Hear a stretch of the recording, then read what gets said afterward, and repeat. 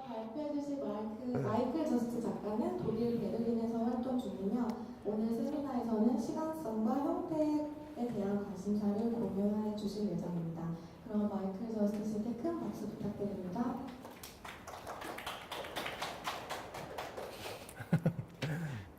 Well, hello everybody, and I'm very glad to be here and to see you this afternoon. I should maybe just start by saying a couple of words. I'm very glad that the MMCA has made it possible for me and for us to be here. So thank you very much for that, and also a big thank you to our great team at the Changdong, Hee-jung and Lisa. I should also thank the Goethe Institute as they're in part sponsoring my fellowship here. Also, thank you to Mr. Kim. I'm very glad that you're here, and also, of course, for having great translation. I'm very thankful for that. Okay, let's then maybe get into the subject. I've called this presentation Modalities of Becoming on Temporality and Form. Maybe sounds a little bit abstract, but I suppose that my job would be to show you as to why it's not so abstract and what kind of forms literally it takes on in my practice. We're going to have to see maybe as to when I should stop, and we'll figure the dynamic out as we maybe go. I'll give you a signal when it gets. You gave me a signal. That's perfect. And okay. Maybe I translate what's been said. Okay, good. Yeah. So far. 우선 오늘 여기 오후에 여기에 있을 수 있게 돼서 무척 기쁘다는 말씀 드리고 싶고요. 이 프로그램을 가능하게 해주신 국립현대미술관에 먼저 감사를 드려야 될 것 같고, 그리고 창동의 팀 여러분, 특히 박희정 선생님, 신리자 선생님, 리사 선생님께 감사드린다는 말씀 드리고 싶습니다. 그리고 제가 이번에 한국에 올 수 있게 일부 지원을 해주신 괴테 인스티튜트 독일 문화원에도 감사 인사를 드리고 싶고요. 오늘 토론자로 와주신 김남시 교수님 그리고 통역자 선생님께도 감사드린다는 말씀을 먼저 하고 싶습니다. 주제에 대해서 좀 이야기를 해봐야지 될 것 같은데요. 지금 제 프레젠테이션의 제목이 변화의 유형, 시간성과 형태에 관하여 라는 제목이라서 이것이 약간 추상적인 것처럼 들릴 수도 있겠지만 제 발표를 통해서 이것이 사실은 추상적인 것이 아니고 또 이러한 내용이 어떻게 제 작업 안에서 어떤 형태로 나타나는지를 같이 살펴볼 수 있겠습니다. Okay. So what I will be doing is I will basically be talking about a selection of works from the last couple of years, then current research, and also what I've been working on here in Seoul at the end. I should start maybe by saying that I'm not a medium-specific artist in any way. I work in a more conceptual way. I have a studio practice, but also I work, let's say, on site-specific projects, installation, and also more process-based performative works. And so I'm basically in between the studio practice and projects which are more, let's say, tied to a certain cultural, spatial context, so to speak. 그래서 우선은 제가 어떤 특정한 매체에 집중해서 작업을 하는 작가가 아니라는 말씀 드리고 싶습니다. 보다 개념적인 작업을 주로 스튜디오 안에서 진행을 하는 작가이지만 물론 제 장소 특정적인 설치 작업들도 하고 또 과정이 중심이 되는 작업들도 진행을 합니다. 그래서 어떤 스튜디오에서의 작업 실천과 이제 문화라든지 어떤 공간적인 맥락에 더 많이 제한을 받게 되는 프로젝트 중심의 작업들 사이에서 작업을 진행을 한다는 말씀 먼저 드리고 싶습니다. Okay, so this, I want to start with this. This is a very early work. This is the one exception from the rule. It is a little drawing from 18 years ago, and I thought that I was just going to establish some conceptual basis for this talk, and this comes in a nice way. It's called Square with Disorder. And let me show you as to how I think it conceptually connects to what I have in mind. So the next two slides are going to be a little bit science-y, but only briefly, so allow me the slight detour into science. 그래서 우선은 이 발표를 지금 보시는 작업에서부터 시작을 하고 싶은데요. 이제 저의 작업 규칙의 예외가 되는 18년 전에 만든 드로잉 초기 작업입니다.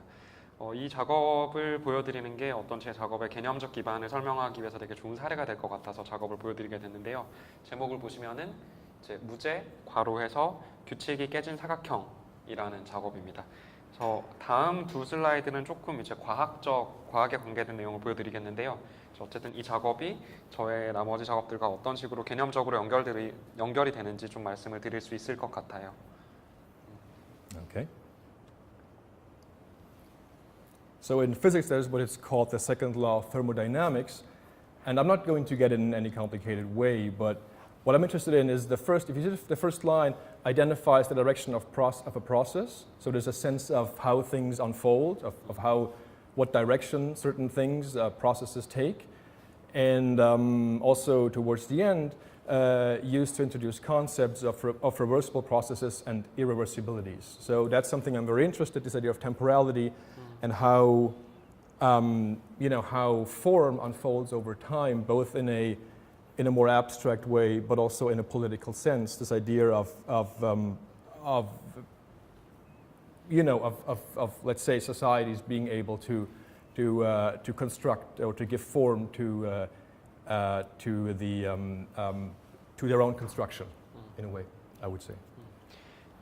그래서 이제 지금 보시는 게 열역학 제2법칙입니다. 뭐 복잡하게 다 설명을 드리지는 않아도 될 것 같고, 이제 첫 번째 부분에 보면은 이 열역학 제2법칙이라는 것이 어떻게 사물이라는 것이 어떤 과정으로 전개가 되는지에 대해서 사람들한테 생각을 할 수 있게 해주었고, 그리고 이제 마지막 부분에 설명이 되는 밑에서 두 번째 줄을 보면은 이제 열역학 제2법칙이라는 것이 되돌릴 수 있는 과정과 되돌릴 수 없는 과정에 대한 개념을 사람들이 생각할 수 있게 해주었다는 것인데요. 이것이 연결이 되는 것이 이제 어떠한 형태가 시간성을 띠고 시간을 통해서 어떤 형태가 어떻게 만들어지는지, 이를테면 뭐 어떤 사회 안에서도 어떤 사회 구성물 같은 것들이 어떻게 시간을 가지고 만들어지는지에 대해서 생각을 할 수 있게 해주는 그런 개념입니다.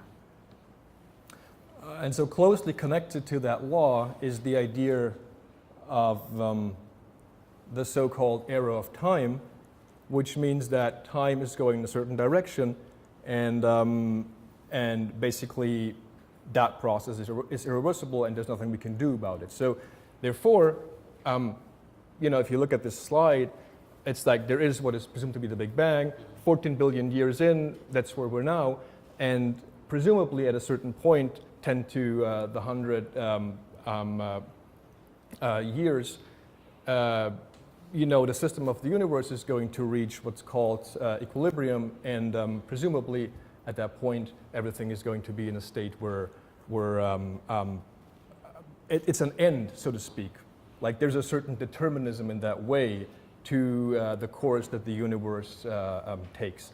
And this idea of things coming to an end, basically historically, is something that I refer to a lot in my work, not so much actually in terms of science, but more so in terms of, ideas of history, of our history coming to an end. And I'll be referring to that throughout the talk. 그래서 이제 방금 말씀드린 열역학 제2법칙이랑 매우 밀접하게 연관이 있는 것이 지금 슬라이드에 보시는 개념인데요. 이제 시간의 화살표라는 시간이 흘러가는 특정 방향이 있고 그 방향은 되돌릴 수 없다는 것. 따라서 이 슬라이드를 보시면 140억 년 전에 어떤 순간에 빅뱅이 있었고 시간이 이렇게 흘러가고 그 시간에는 언젠가는 끝이 있을 거라는 결정론적인 관점입니다. 물론 제가 이 개념을 작업 안에서 과학적인 개념으로서 참조하는 것은 아니고요. 이제 역사에 어떤 종말이라는 것이 있다라는 그런 개념으로서 작업에 참조를 하고 있습니다. And I should give credit to the great cosmologist John Carroll for this slide, by the way, that I've borrowed. Okay, let's get back into art. Sorry for this brief excursion. So, I just chose this because it's pretty poignant right now. This is for example, one consequence of this process. This is a piece from 15, Untitled What's Done, and basically it says what's done cannot be undone. It's a laser cut steel piece that was in a show that had that was the title of the show, so that was in a show back 3 years ago. And this actually was taken from a reference to Shakespeare. It's like Lady Macbeth at some point says, "What's done cannot be undone." As you know, Lady Macbeth is this tragic character that descends into death basically by her action. So also there is something that leads her, right? There's like in Macbeth, there's a sense that she can't escape from that which makes her do these things. Anyway, so obviously the piece doesn't necessarily connect to that, but it's the background of the piece. 그래서 이제 지금 보시는 작업 같은 경우에 2015년에 진행을 한 작업이고 제목을 보면은 무죄에서 괄호 안에 뭐 일어나 버린 일이라는 그런 제목을 가지고 있는데요. 이제 금속을 레이저 커팅으로 만든 작업이고 이 전시의 제목이기도 했는데 What's done cannot be undone이라는 이미 일어난 일은 다시 되돌릴 수 없다라는 그런 문장을 가지고 있고 이것이 배경으로 삼고 있는 것이 제 셰익스피어의 이 작품에 나오는 레이디 맥베스 같은 경우에 스스로 내린 어떤 결정 때문에 죽음에 이르게 되는 비극적인 캐릭터인데요. 맥베스라는 작품에 주로 흐르는 정조가 사실은 어떤 죽음이라는 것을 아무리 어떻게 해도 벗어날 수 없다라는 그런 정조가 흐르고 있고 그것을 배경으로 하여서 이제 만들어진 작업입니다. Okay, so everything what follows now is in a more chronologic order. 지금부터 보여드리게 될 것은 이제 시간 순으로 주로 구성을 해서 보여드리게 되는 작업들입니다. So this installation view from 2011. That was our degree show, so to speak, of a program I did in New York, and that was a space on Bowery where we are exhibiting. And let me switch to so you can see the title. So it's a bit tricky to explain, as it's a very process-based participatory work. So it's like for me a little bit hard to figure out how to convey it, but the basic rule was basically this. So let me try to give you the background. At this program, I was given in this armband called the Searcher, and what it is. The purpose of it is that in the case of an emergency, one would take on this armband and take on this identity of the searcher and look for people who may have missed out on the alarm signal. Can I go on? Yeah. Is it? Yeah. So there's an interesting sense of taking on a certain identity in case of an emergency, which I guess has to do, you could say, with messianism in a way. What I did was I put together this short, let's say, concept of what the searcher could be, this imaginary figure that I would become, right? Had there be an emergency, and I put this up in. You don't have to basically necessarily read all of it, but this was just the background of the piece, and I put this up in the show. And I invited people to respond to my initial proposal. And then every participant, there was a chain basically, so every participant would then respond to the contribution of the previous one. So please ask questions if I'm not being clear, because it's a little bit tricky to explain. 그래서 이제 지금 보시는 작업 같은 경우에 제가 2011년에 휘트니 미술관의 인디펜던트 스터디 프로그램의 졸업 전시에서 이제 보여줬던 작업인데요. 제 과정 중심의 참여적인 작업이라서 좀 설명을 하기가 어렵긴 하지만 제 배경을 먼저 말씀드리면 좋을 것 같습니다. 이 미술관에 있는 동안 저한테 이 searcher라는 탐색자라는 글자가 쓰여진 암밴드가 주어지게 됐는데요. 이게 무엇인고 하니 만약에 어떤 비상 상황들이 생겼을 때 보이지 않거나 사라진 사람들을 찾는 역할이라는 정체성이 주어지게 된 것입니다. 그래서 제가 이 역할을 수행을 할 때, 상상의 존재로서 설처라는 이 역할을 수행을 할 때 이것이 어떤 것인가라는 개념에 대해서 나름대로 교정을 해서 그 원칙을 저렇게 벽에 붙이게 되었고, 그리고 사람들을 초대해서 이 원칙에 대해서 각자의 나름의 반응을 한번 달라라고 하고, 그리고 초대된 사람들은 순서대로 앞 사람이 반응을 한 것에 더 얹어서 반응을 하게 되는 그런 식으로 진행이 된 작업이었습니다. Okay, so yeah, let me just stick to this. Yeah, so basically the production process was happening within the exhibition. So it was let's say the studio, so to speak, if you want to call it that, was like transferred into the show. And every visitor participant was invited to contribute by written form. So let me show you what this first person, for example, I won't be able to read it, but I'm just trying to show you the concept.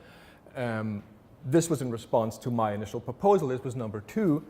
And so, for example, here you can see what happened. This was number 26. So already things are kind of disintegrating in a way. This person thought that it's interesting, to kind of dissect the previous contribution and in an interesting way. So basically, I put together 66 contributions. Here you can see. No, this is one person taking part. Here's someone else, and so basically, a text was produced over the course of the exhibition, or let's say like a form that I didn't even know exactly what to do with it. But that, in a way, was the end result of the project, which was quite interesting to me at the time. And I've done a couple other projects like that, but that was the initial one, and that one went really well. Here you can see an older generation also. And you see the coffee machine. I wanted to establish a kind of microeconomy in a way. I wanted to ask people to take part. I wanted to offer something in return. So I was basically in that show for 1 week offering people coffee in return for their written contribution. 그래서 이제 이 작업이 만들어진 기본적인 제작 과정은 전시가 진행되는 동안 그 안에서 이제 이루어졌고요. 그리고 이제 방금 보신 사진들을 보면은 이제 뭐 구체적으로 사람들이 어떤 저의 제안에 반응을 했는지를 뭐 설명드릴 필요는 없겠지만 처음에 보여드렸던 이미지가 이제 2번째 리스폰스였고, 그리고 2번째 보여줬던 이미지는 한 26번째쯤에 온 것인데, 그때쯤 보면 이미 제가 초기에 제안했던 그런 개념들이 흩어지고 있고, 오히려 사람들이 바로 앞에 다른 사람이 썼던 것을 뭐 분석한다든지 하는 식으로 재미있는 반응을 하고 있는 거 볼 수 있었습니다. 이렇게 해서 총 66개의 사람들의 응답을 수집을 하게 됐고요. 그리고 말하자면 이것이 전시가 진행되는 동안 일종의 텍스트 혹은 일종의 형태를 만들어내게 된 것입니다. 물론 이렇게 해서 이제 모음집이 만들어졌지만 제가 이걸 가지고 그 당시에는 뭘 할지는 사실 모르는 상태에서 진행을 했고, 이후에도 이런 식의 작업을 여러 번 진행을 했습니다. 제 사진에 커피 머신이 있는 모습을 볼 수 있는데요. 이 전시 안에서 제가 일종의 마이크로 이코노미, 소규모 경제 구조를 만들고 싶었기 때문에 이제 이 반응을 제공해주는 사람에게는 제가 커피를 내려주는 식으로 전시 기간 동안 이렇게 계속 머물렀습니다. And just let me quickly come back to it real quick, is that this idea of let's say of time and the interruption of time on the occasion of an emergency, that was really important. So that was the starting point. That's, I guess, what also connects this. This is why I have included this in the talk here, because it definitely, I think, connects to this idea of temporality and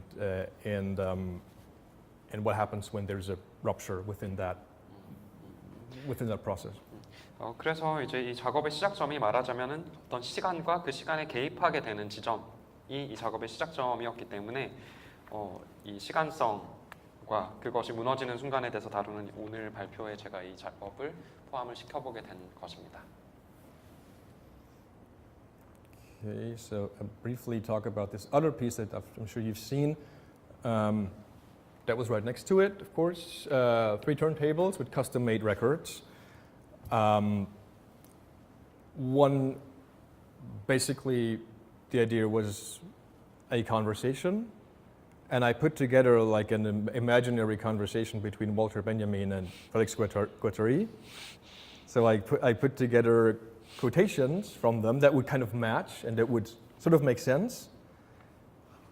And then I on one record was Benjamin, on the other was Guattari. In the middle was a sound sequence that was in the background. I had read the text, so it was my voice, different pitches, so we could distinguish it. 그래서 이제 두 번째 작업은 바로 옆에 있었던 작업인데요. 이제 세 개의 턴테이블에 커스텀 메이드로 제작한 레코드를 재생을 했던 작업입니다. 발터 베냐민과 펠릭스 가타리가 나누는 상상의 대화를 서로 대화 이제 순서가 맞아떨어지게 한 작업이었는데요. 이제 한쪽이 베냐민 그리고 반대편이 가타리 그리고 중간에 있는 것은 배경음이었고 이 두 사람이 말하는 것은 제가 녹음을 하고 이제 목소리 피치를 다르게 해서 재생을 했습니다. And Benjamin was largely taken from the concept of history, which I'm sure many of you know, and Guattari was a little bit more erratic, I should say. But the basic rule was to find quotations that would somehow make sense together, that would seem like a conversation in a way that could be real in a sense, so to speak. 그래서 이제 뭐 베냐민 같은 경우는 역사의 개념에 대한 이야기를 하는 부분을 인용을 했고 그리고 가타리 같은 경우는 좀 다른 식으로 얘기를 하는 사람이었지만 어쨌든 기본적으로는 이 두 사람의 얘기가 같이 재생을 했을 때 서로 말이 되는 것들을 뽑아서 이제 들려주는 것이었습니다. Okay, and of course, I'll show you. This is, for example, part of the script. You know, so it's like a back and forth, just so you get a sense of it. 그래서 지금 이 슬라이드에 보시는 것처럼 이렇게 두 사람의 대화가 왔다 갔다 하는 식으로 구성을 했고요. Okay, and just to quickly say, of course, the idea was that people were invited to interact with the turntables.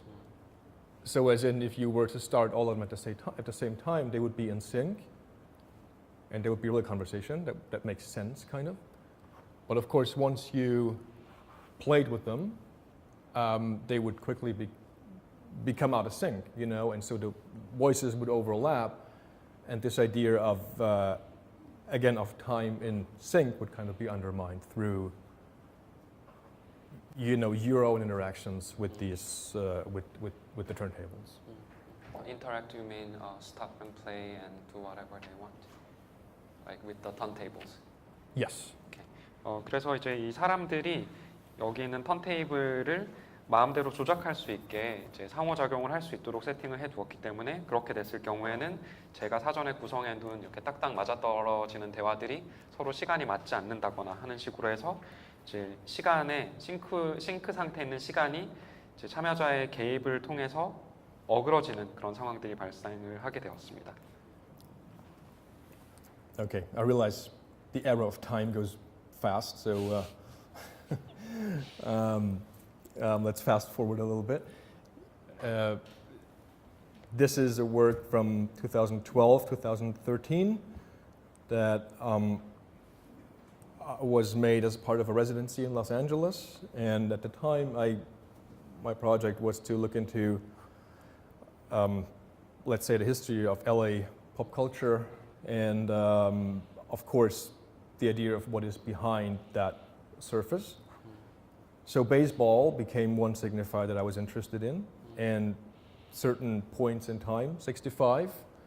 65 is an important year in LA history, of course, because it was the time of the first riots. And of course, at my research, I found out that the LA Dodgers also won the World Series in 65. So already there was some dynamic there. Should I go on for a little bit? Yeah. 그래서 이제 시간이 생각보다 빨리 흘러가고 있기 때문에 좀 빨리 진행을 해보면요. 지금 보시는 작업은 2012년, 13년에 LA 로스앤젤레스 인 레지던시에서 진행을 한 작업입니다.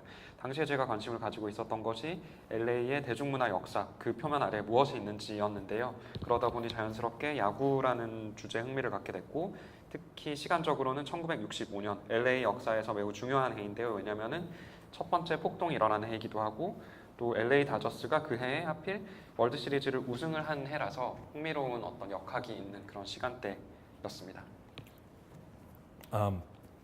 Okay, so me doing research, I found this souvenir yearbook from 65 of the Dodgers, and what I did in it were 32, basically, formally speaking, similar images of the team. And so what I did, I took 2 and superimposed them, and basically made them into 16. So it's not even that obvious, but they're all like 2 players.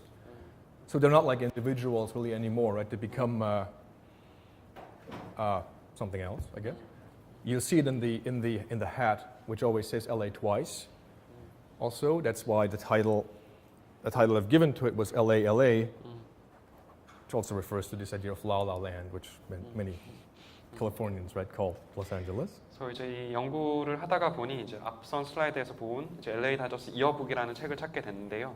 여기에서 이제 다저스 소속 팀원들이 비슷한 이미지로 증명사진을 촬영한 페이지를 찾게 돼서 이 2개를 골라서 겹쳤습니다. 말하자면은 이들이 어떤 더 이상 개인이 아닌 다른 존재가 되는 것인데요. 사진을 자세히 보시면은 LA라는 글자가 2번 겹쳐 있고, 그래서 제목도 LA로 뭐 LA의 별명인 라라랜드라는 것도 이제 언급을 하면서 그런 제목을 지어보았습니다.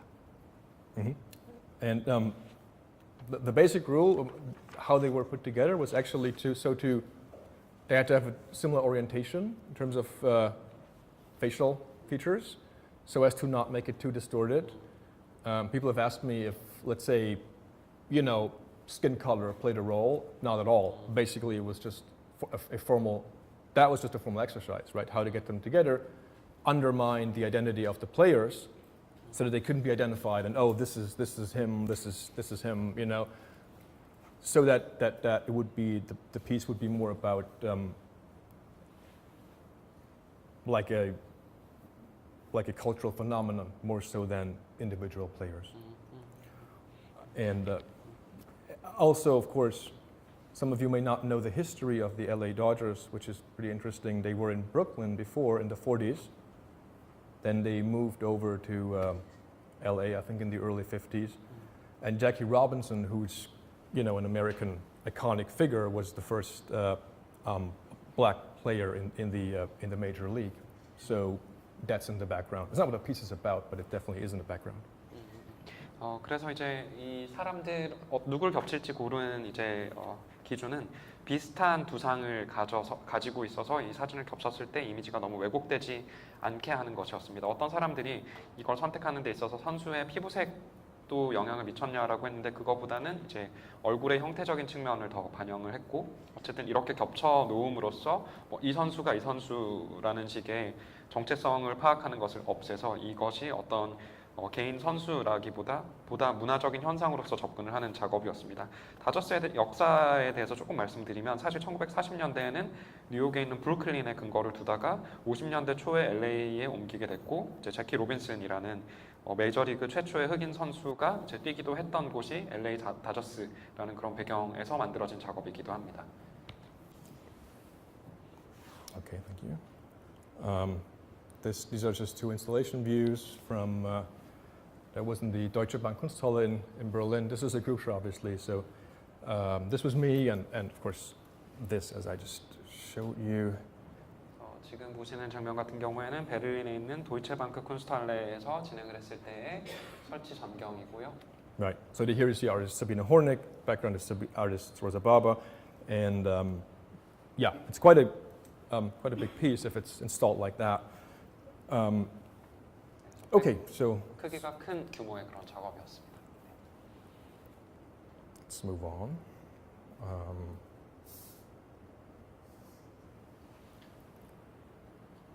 Yeah, okay, so this is an installation view from 2015. That was ABC Berlin Art Fair. For large-scale silk screens, basically modified silk screen prints on basically 2 by 3 meters on aluminum panels. This is the backside. I produce them in the studio, basically. So, and then I print upon these.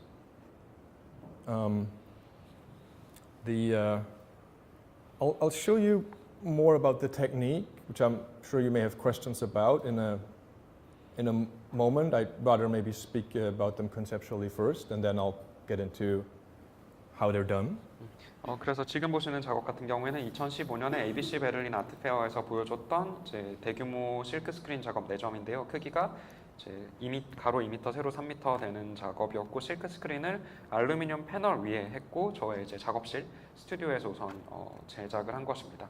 개념적인 부분보다 일단은 기술적으로 이것이 어떻게 만들어졌는지를 좀 설명을 드려야겠습니다. Okay. These are actually based on photographs I took myself even before art school back in '99, so a long time ago. And they were in my archive for years. Two of them were taken in a forest. Two, the galaxies are actually, I photographed them out of a book. So, yeah, that's how they were made. They are called, yeah. So this one's called the Clearing. This one's called Arrival, and the other two, it's not so important. They have at this point they have like more, let's say, more contingent titles, as in more determined titles, and that's also what the works refer to, right? So this idea that of the, this idea of the clearing, maybe this refers actually also back to, German fairy tales or something, so to speak, which is the idea that the clearing in the forest it's always like a goal or like somewhere where things come to an end, presumably, or where like some kind of truth is revealed, so to speak. So this idea of like a determinism, so to speak, versus a more contingent unfolding of things, which I think these other two refer to, was somewhat in the background conceptually speaking. 그래서 이 사진들을 보게 되면 제가 1999년에 예술학교에 다닐 때 찍은 사진들인데요. 이제 두 개의 사진은 숲에서 찍은 것이고 두 개의 이제 우주 은하 사진은 다른 책에 있는 것을 제가 사진으로 찍은 것입니다.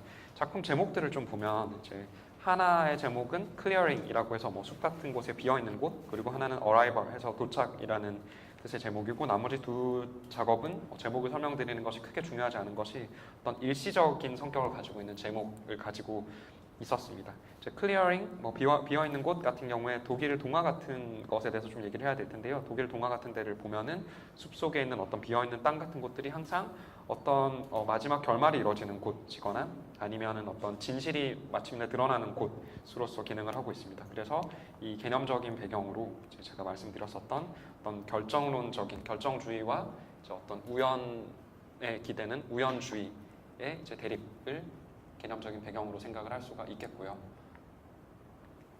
Okay, I'll try moving a little bit quicker as I'm not doing too well time-wise, and maybe we can always come back to them to the works in the questions. So I'll move a little bit quicker. This is the studio I was using at the time. You can see some of the pieces lined up here, just to give you a sense of the dimensions. That's another view.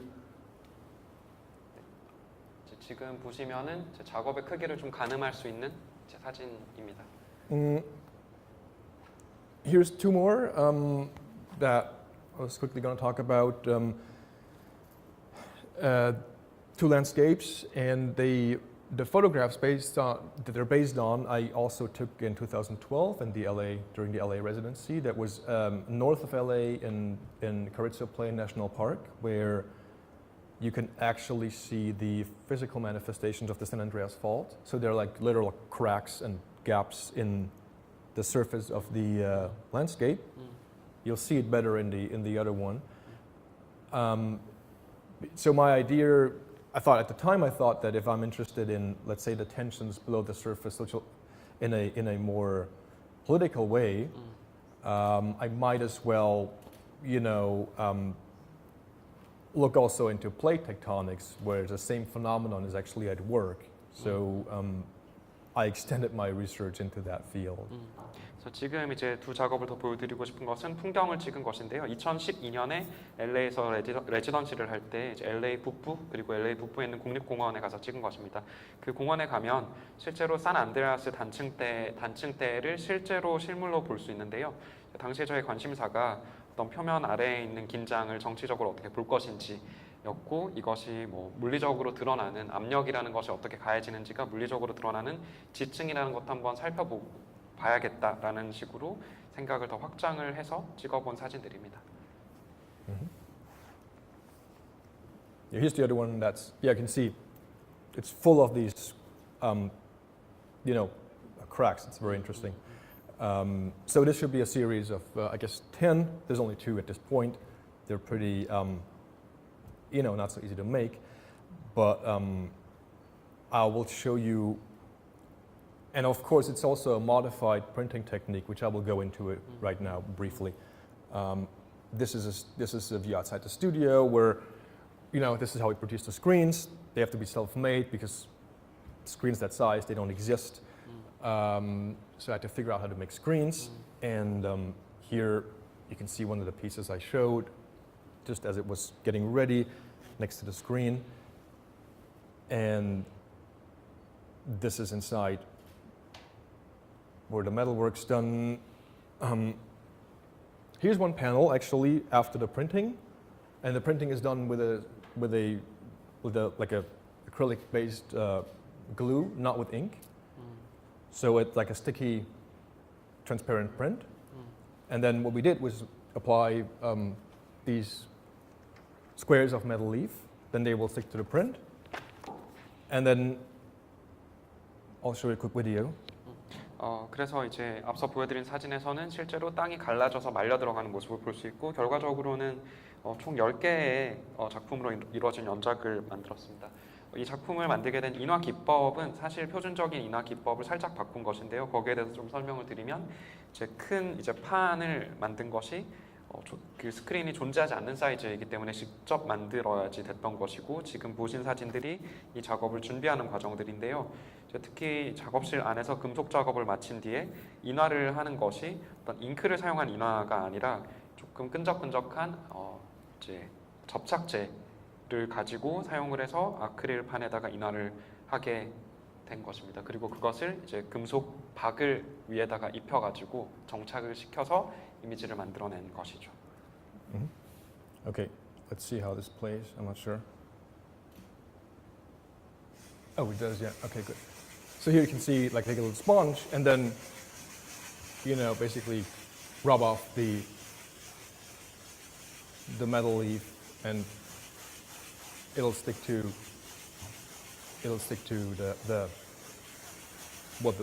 the print, so to speak, and everything else is going to come off. Okay, that's enough. 그래서 이제 지금 보시는 것처럼 이제 금속박을 스펀지로 긁어내면은 인화에 해당되는 부분은 붙어 있고 긁어내는 부분은 떨어져서 이제 이미지가 완성이 되는 것입니다. So, in a way, it's like a bit of a filter compared to a straightforward printing process. That I think also, for me, you can see all these traces of, you know, of the printing, and for me it connects the work somewhat more to, let's say, I suppose, painting in a way, rather than this idea of silkscreen being a process where, you know, you do 10, 100, 1,000, and it doesn't really matter. So in that way, they're more unique pieces, and the process is somewhat out of my control, which I was aiming for, let's say. So that technique, I suppose, works for me well conceptually because it also introduces this somewhat dimension of uncertainty that the technique necessarily doesn't really have in its more traditional form. 그래서 이제 이 과정을 보게 되면은 어떤 인쇄를 하는 거라기보다는 필터를 적용하는 것 같은 과정이고 이제 이 인화지 사이에 있는 어떤 틈이나 주름 같은 것도 보이게 되는데요. 페인팅 뭐 이런 것과는 달리 또 이제 실크 스크린이라는 것이 사실은 뭐 똑같은 이미지를 100장을 찍거나 1000장을 찍거나 뭐 문제가 되지 않는 그런 과정이지만 이런 기법을 사용을 함으로써 작업들 사이에 개별성이 발생을 하기도 하고 그리고 그 과정을 작가인 제가 완벽하게 통제를 하는 것이 불가능하기도 합니다. 그리고 이런 지점이 작업의 어떤 불확실성이라는 성격을 안겨줌으로써 제 작업에 개념적으로도 더 잘 맞는다고 생각을 했습니다.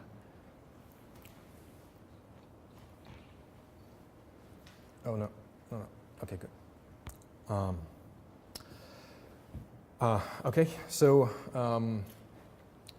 this is it's a little bit. Okay, yeah, fine. An installation from 2016. I will actually show you a video which I think is going to make it a little bit more clear. It was a 100-meter, roughly speaking, hallway in which I was invited to do something with, and I came up with this text piece that I'll try to explain to you. It's big, so it's a little bit difficult to give you an overview, but the video I think will do it. I'm just going to go through it in a couple images and then show you the video, and I'm going to be talking while I'm playing the video, so we have 5 minutes. 그래서 이제 2016년에 진행한 설치 작업이고 이제 좀 이따 영상을 보시면 좀 더 명확해질 텐데요. 제가 100m 정도 되는 길이의 복도에 텍스트 작업을 진행을 했고 실은 조금 모호한 작업이기 때문에 일단 이미지를 보여드리면서 설명하고 이제 영상을 배경에 재생을 한번 해보겠습니다. Okay. This is about the middle now. 가운데쯤에는 이런 모습이었고 A couple views. It's all steel powder coated or galvanized. 그래서 파우더 코팅을 한 이제 금속 재질로 만들어진 작업이었습니다. 분체 도장이라고 하죠. This is towards the end, and this is basically the. And we started from the other side, so you get somewhat of an idea of the space. 이제 작품의 시작점이 반대 지점에 있어서 공간이 어떤 식으로 만들어졌는지 좀 생각해 보실 수 있을 것 같은데요.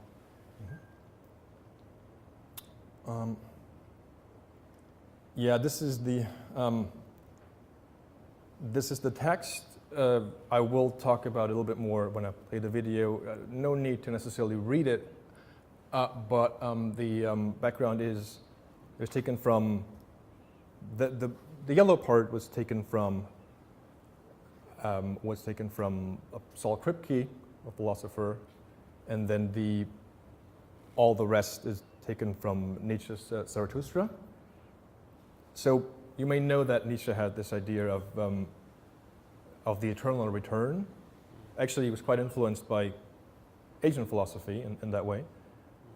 This idea that things would eternally return, and that was one of my anchor points. The work itself is called. Basically, yeah. So sorry. I'll get back to the title and everything once we go into the video.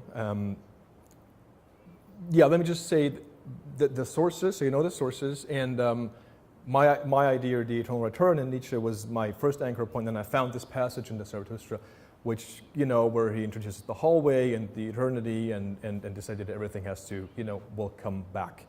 In a way, this connected to this idea of possible worlds, which you see in the beginning, an identity and the counterfactual course of history. In the end, conceptually, that was one anchor point. The other one being the idea of how to work with the text and how to work with typography, and how to work with this idea of text, being. Again, let me go into the video. I think it will become more clear. What was the name of the first philosopher in yellow? Sorry, we're gonna have to do that first. Yeah. Yes, Saul Kripke is the name of the. Yeah. 그래서 이제 이 작업에 쓰여진 텍스트를 방금 보셨는데요. 내용을 다 읽을 필요는 없지만 이제 노란색 텍스트는 소울 크립키라는 철학자의 텍스트에서 가지고 온 것이고, 나머지 부분은 이제 차라투스트라는 이렇게 말했다라는 니체의 텍스트에서 가지고 온 것이고, 니체에 대해서 좀 말씀을 드리면은 이제 영원회귀라는 실은 이제 순환의 개념이 있는 아시아 철학에서 좀 유래를 한 개념이라고 생각하는데, 그것을 얘기를 했었고, 이제 이 작업에서 이런 텍스트들을 출처를 삼음으로써 실은 차라투스트라의 텍스트에서 말이 된 것처럼 복도라는 장소도 이렇게 왔다가 돌아오는 장소이기도 하고, 또 이제 이 소울 크립키의 텍스트에서 이야기되었던 역사를 어떻게 반대 방향으로 이제 바라볼 것인가라는 부분 첫 번째로, 그리고 두 번째는 기법적인 면에서 텍스트 그리고 타이포그래피를 가지고 어떤 식으로 작업을 할 수 있을까라는 고민을 풀어본 작업이었습니다. I'll play a part of it quickly. 영상을 조금 보았으면 하는데요. Yeah, that's the title. And it was in Berlin. 방금 보신 것처럼 베를린에 있는 한 건물에서 설치를 했던 작업입니다. Yeah, so here's a view just sliding through it basically. And one thing I would like to say is that it's not so easy to talk about it because, because it's easy to get hung up in these philosophical concepts, which is not what the work is about. It's more about the idea of the integrity of let's say, of writing. I mean, there is the dimension of subject matter, of course, which is important too. But when you see the text, every piece is kind of slightly distorted, and in the middle, you'll see it completely falls apart. So this idea was, I had this idea of like an acceleration of meaning in a sense, or how, or let's say like the fragility of the integrity of meaning and language, so to speak. So every piece is actually somewhat distorted. It's somewhat unstable, so to speak. And it's designed down to the millimeter according to the structure of the space. 그래서 이제 한 가지 말씀드리고 싶은 게 이제 이 작업에 대해서 사실 논하는 게 쉽지는 않은데요. 이제 이 작업에서 얘기한 어떤 철학적인 개념을 생각하다가 뭐 지쳐버릴 수도 있지만 오히려 이 작업은 그런 철학적인 개념보다는 어떤 글쓰기라는 행위의 통합성, 말하자면은 이 작업을 실제로 보게 되면은 모든 텍스트들이 다 형태가 왜곡이 되어 있고 실제로 중간쯤에 갔을 때는 텍스트들이 다 흩어져 있는데요. 이것을 통해서 보여주려고 했던 것이 어떤 의미의 가족화 혹은 어떤 의미 혹은 언어의 통합성이 얼마나 연약한지. 왜냐하면 지금 이 작업을 봤을 때 하나도 안정적으로 모양을 띠고 있는 어떤 글자들이 없고, 그리고 실제로 이 흩어져 있는 형태가 건물의 모양에 맞춰서 밀리미터 단위로 구성이 되었었기 때문입니다. So here's basically where the text really falls apart, and I had this idea of working with, the elementary particle of meaning, so to speak. And then it kind of comes back together towards the end of this section here, and then goes all the way to the end. I was using German language, of course, in a, according to the context. If I was to do something, let's say here, I would be interested in using Hangul, of course. So it's also a matter of, the context within which these works are made or conceived of. And I think I'm going to stop 그래서 here. 이제 뭐 이를테면 이 흩어진 글자들이 의미의 기능적인 입자 같은 것이고, 지금 보신 영상에서 이제 흩어지는 부분을 봤고 이 섹션이 끝날 때쯤에 다시 텍스트들이 합쳐지는데요. 물론 이제 맥락에 맞춰서 독일어로 제작이 되었고, 만약에 한국에서 이 작업을 한다면은 아마 한글로 이것을 만들게 될 것입니다. Okay, I'll stop here as I'm doing not well time-wise. 시간 관리를 잘 못한 것 같아서 일단 발표를 여기 정도까지 진행을 해야 되지 않을까 싶은데요. This is just quick, background. This was a studio view. As we were producing these, just so you get a sense of how they're made, they all have this bar welded to the backside, and then they're attached onto the wall with magnets. So they're flexible in a way, which they're not supposed to be moved, but this was the easiest way to attach them to the wall. 그래서 지금 이제 작업이 어떻게 제작되는지를 보여주는 과정들인데요. 이제 뒤에 이제 막대기를 용접해서 붙이고 실제로 벽에 붙일 때는 뭐 작업을 움직이라고 그렇게 한 건 아니지만 가장 쉬운 방법이 자석을 통해서 고정을 하는 방식이었습니다. So yeah, more. And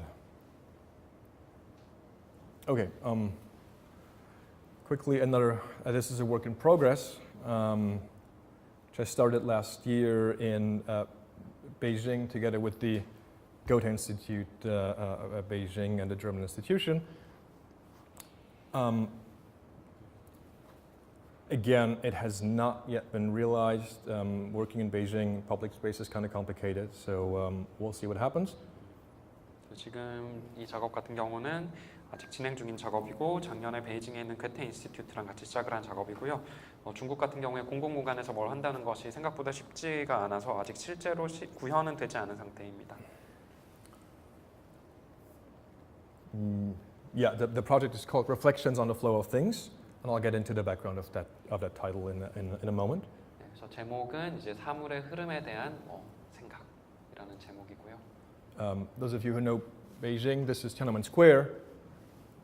This is where I was working at the location, where you see the red dot, just to get a sense of the location. 네, 그래서 뭐 위치를 아마 베이징 아시는 분들이 있을지도 모르겠지만 위에 있는 곳이 천안문 광장이고 이쪽이 이제 작업을 진행을 했던 장소입니다. This was a very early like collage. One of my first ideas. Again, above you see the location. It's this kind of grid-shaped structure, sort of like bench height, and about like it's not so small. I suppose it's like 50 by 20 meters, like rectangular size, and so I'll come back to what you're seeing below. My idea was to cover this rectangle, like, this rectangular space, in a basically like a wave-shaped pattern, which refers to the context of the site, as there used to be a river that ran through the exactly here, so you can trace that back according, with documents. 그래서 지금 이 사진을 보시면은 제가 설치를 하려고 계획을 하고 있는 곳에 보면 벤치 정도의 높이로 그리드 형태의 구조가 있고요. 크기가 작진 않습니다. 50m, 가로 50m, 세로 20m 정도 되는 크기인데요. 제가 생각을 했던 거는 이 공간을 이제 파도 모양을 띠고 있는 사각형의 형태로 덮는 것이었습니다. 왜냐하면 이 공간의 역사를 문서를 통해서 살펴보면 예전에 여기가 강이 흘렀던 자리였거든요. So I wanted to make it about the idea of flow, and so we produced this wave pattern that you'll see it here maybe more precisely. 그래서 이제 흐름이라는 개념을 표현하기 위해서 방금 보신 것 같은 파도의 패턴을 만들어냈고 지금 이 사진을 보시면 정확히 이게 어떤 형태를 띠는지를 알 수가 있습니다. Okay, so again, I just imagined the location being covered basically as if in water or some virtual wave-shaped pattern that this foil was supposed to symbolize. And then you'll see the little squares here. You'll see them, I think, more accurately here. The actual piece would then be square-shaped cutouts of the wave pattern.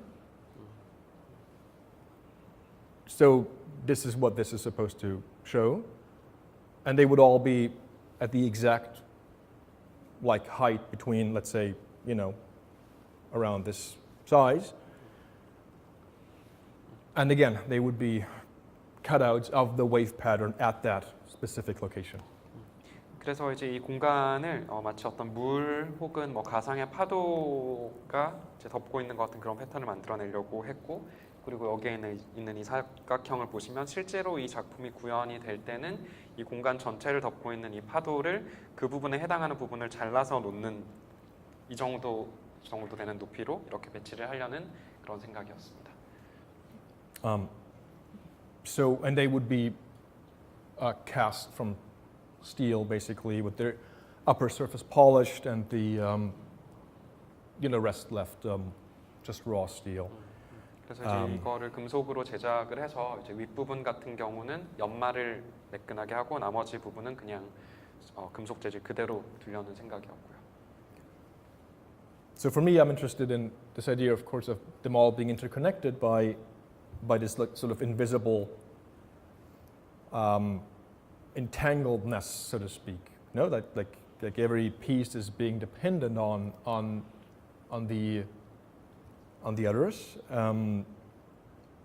and conceptually, I was working with the I Ching, the Book of Changes. I'm sure most of you know. And also, I'm not going to get into it right now because I'm really lacking the time, but also this is where you can see what the title refers to. A German playwright, Bertolt Brecht's Métis, where he was referring, of course, to the I Ching too. And it's a bit of a language game that I have a hard time translating into English. I mean, it's called, interventions in the flow of things. He was using an identity to actually, make critical comments upon politics at the time of the 1940s, 50s. And he was heavily influenced also by, Chinese culture and philosophy. And of course, he was also interested in the I Ching and this idea of change. From Brecht's perspective, as he was also like an activist, he wanted to actively intervene and not just accept contingent change, so to speak. So that's why it's called interventions in the flow of things, right? This idea of you can actively change the way that things unfold. I actually then sort of I couldn't justify that title for my piece, so I actually kind of flipped it back to reflections, because I thought, it's in Beijing, it's in public space. I'm not going to be much of an activist here, right? 그래서 잠시만요.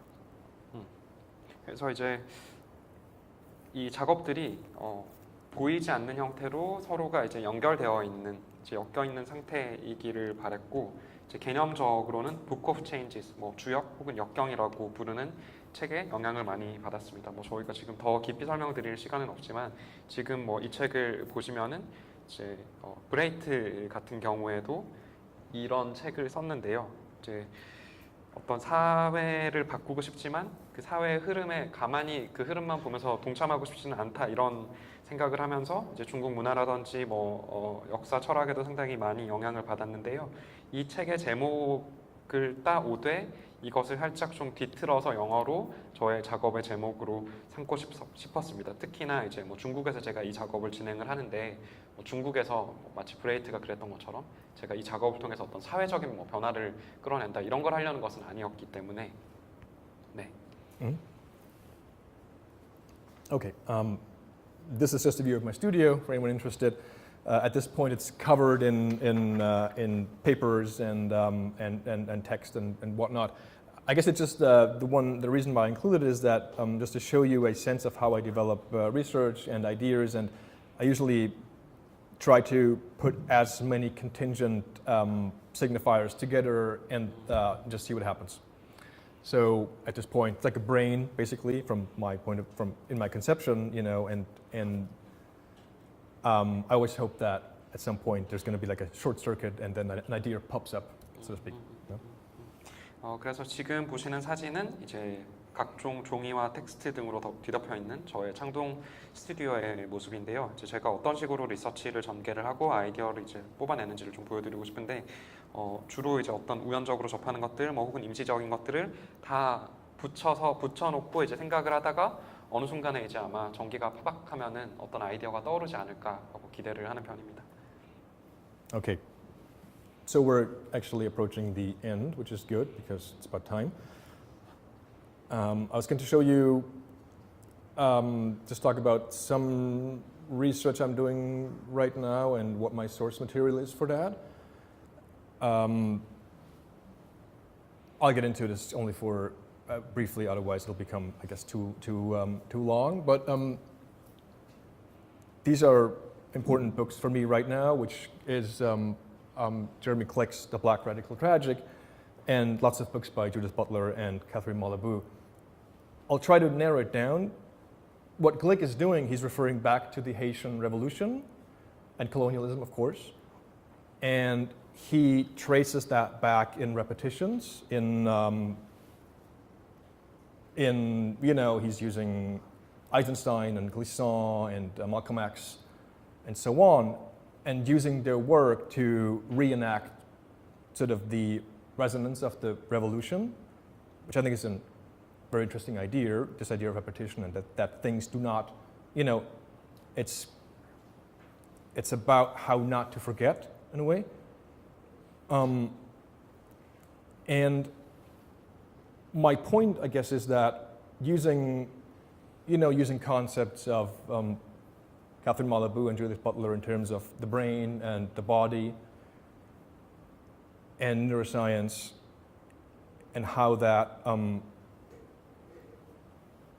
how that is going to change under AI and developments in the future, which I think it is going to, and of course it's all speculative right now, but I think this idea of how the body and how the brain is going to be extended, and how our conceptions of our, let's say, identity is going to change under that, and how to think about the future in a way without forgetting the past, so to speak. So that connection is important to me, and I suppose that's kind of symbolized through that source material. In a way, I don't have the time to get into it in any depth actually right now. It's too bad. 그래서 이제 지금 연구하고 있는 것들에 대한 자료들을 좀 짧게나마 소개를 하고 싶은데요. 주로 이제 제레미 글렉이라든지 주디스 버틀러 아니면 캐서린 말라부 같은 사람들의 자료들을 이제 참조점으로 삼고 있고, 특히 캐서린 말라부 같은 경우에 이제 IT에서 일어났던 혁명과 식민주에 대한 얘기를 하면서 이거를 이제 과거에 있었던 세르게이 에이젠슈타인이라든지 에두아르도 글라상이라든지 말콤 X와 연관시켜서 어떻게 이것을 반복이라는 개념으로 볼지에 대해서 논하고 있습니다. 요는 말하자면 어떻게 어떤 과거를 잊지 않는가라는 것에 대해서 이야기를 하고 있는 것인데요.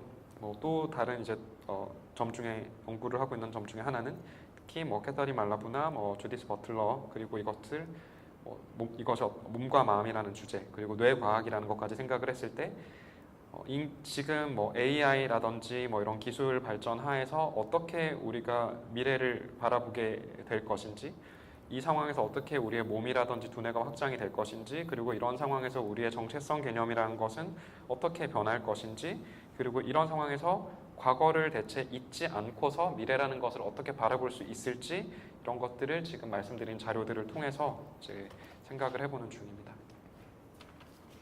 So for the sake of time, maybe it's better if I speed this up a little bit. We can maybe come back to it in the questions if there's interest. Finally, and also briefly, this is what I have been looking into in the kind of short time that I had to do some stuff here. Of course, I'm sure most of you know this reference. This is referring to the game of Go, or Baduk. No? This is the title of the project. Whenever it's complete, I don't know. This was DeepMind's first paper in Nature in early 2016 on AlphaGo. These are just a couple numbers pointing out how basically almost infinite the possibilities are for possible games and possible, I'd say, possibilities within the field that is kind of mapped out by the Go board. And this I'm sure you've all seen. In fact, it was 10 minutes from here at the Four Seasons, around the corner basically. In March 16, Lisa Dahl against AlphaGo. This is DeepMind's Aja Wang and Fang Yui, the European Go champion. 그래서 이제 마지막으로 제가 지금 한국에 와서 보고 있는 것 중에 하나가 아마 딱 보시고 다 아셨겠지만 이제 바둑에 대한 부분이고요. 이제 아직 작업의 제목은 가제인 상태이지만 앞서 보여드렸던 슬라이드에 있던 것이 2016년도 초에 딥마인드라는 이 회사가 네이처라는 잡지에 처음으로 바둑에 대해서 게재한 이제 논문이고요. 그리고 이제 텍스트 인용을 해온 부분이 어떻게 이 정해져 있는 바둑판이라는 것 안에서 사실상 거의 무한한 경우에 가능한 경우의 수가 나오는지에 대한 그런 부분이고, 지금 보시는 장면 같은 경우에는 이제 여기에서 사실 10분 정도 거리 떨어져 있는 포시즌스 호텔에서 벌어졌던 이제 바둑 대결의 딥마인드 직원 그리고 이제 유럽 바둑 챔피언이 이렇게 같이 있는 모습입니다. And of course, as you know, Lisa Dahl lost 4 games out of 5.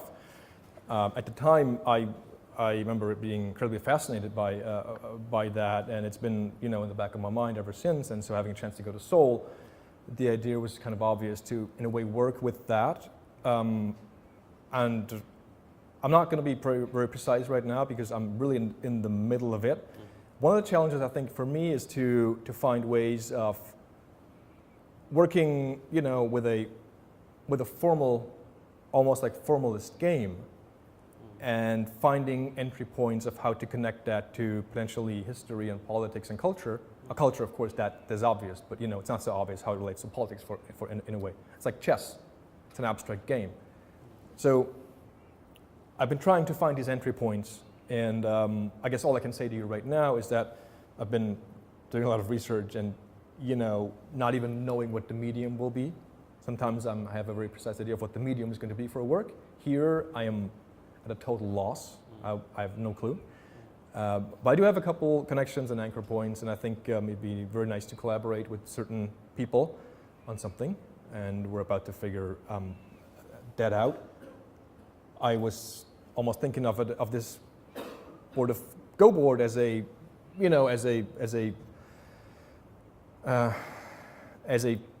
field also in terms of as a stage or like as a platform where certain things can happen, and maybe use it as a platform for a more performative piece or a more process-based piece, or something that it refers so much back to ancient Asian culture, which I find quite fascinating. So it's become a way for me to research also that aspect of it, and the more I do, the more complex and richer it gets. Or here's this idea of what happens if this board is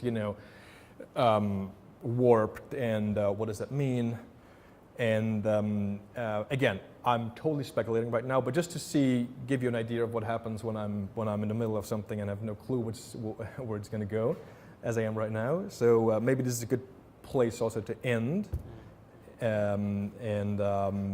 Yeah, well, let's have a conversation. 그래서 이제 아시다시피 이세돌 같은 경우에 오전 4패를 했는데요. 이제 이 게임이 진행 중일 때 봤던 걸 제가 잊을 수가 없었기 때문에 한국에 오면 무조건 이걸로 작업을 해야겠다라고 생각했지만, 실은 거의 이 형식주의적인 이 바둑이라는 이 게임을 가지고 정확히 뭘 할지는 아직 정하지 못한 상태입니다. 그리고 이것을 어떻게 역사적인 부분, 문화적인 부분과 연결시킬지 그 입구도 아직 찾지 못했고요. 왜냐하면 이 바둑이라는 것이 체스처럼 역시나 추상적인 게임이기 때문에.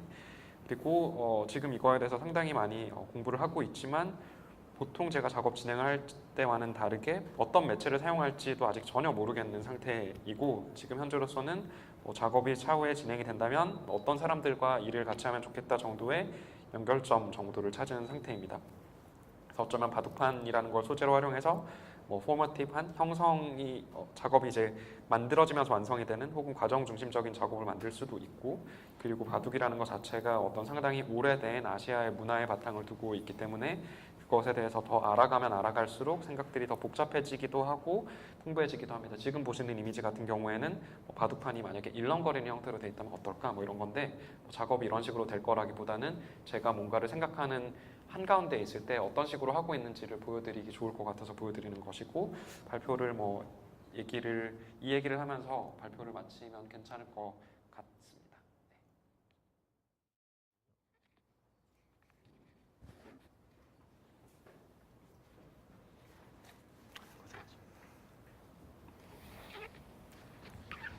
네, 안녕하십니까. 뭐 대담이라기보다는요, 제가 이제 하고 싶은 것은 여러분들 지금 프레젠테이션을 들으셨을 텐데 쉽지 않죠. 네, 그래서 쉽지 않은 작업들을 우리가 조금 더 이해할 수 있게 몇 가지 질문들을 저는 좀 던지는 방식으로 진행을 하려고 합니다. So this session would be more as asking a few questions for the better understanding of the artist's work, rather than having a complex conversation. 네, 사실 저 프레젠테이션을 보면서 제일 먼저 드리고 싶었던 질문은 어떻게 보면 좀 부차적인 질문일 수도 있는데, 아까 보셨던 작업 중에 굉장히 큰 이 리시퉁하고 이제 그 실버 스크린 작업이 있었습니다. 이제 그 작업들을 하는 굉장히 큰 스튜디오가 있던데, 필요한 큰 작업을 위해서 그 스튜디오 자기 건지 듣고 싶었어요. 저희 거라고 하면 뭐 소유를 말씀하시는 그치, 거예요? 본인의 스튜디오인지 아니면 어디서 젊은 작가께서 어떻게 그렇게 큰 스튜디오를 운영을 하고 계신지. So the first question would be regarding the listing, the silver screen, Yeah. enormous silver screen, Mhm. and the studio that is needed, the big studio that is needed to produce that large-scale work. How you operate your studio, whether it is owned by you, and how you proceed it. Well, okay, so I can answer that easily. For example, this was was only temporary. The way I work is basically I have space according to, let's say, certain projects and certain immediate need. For example, this other space I was showing you, this is permanent. This is also less big, you know. I mean, but yeah, it's. I mean, it's tricky. It's true, but let's say it's project based.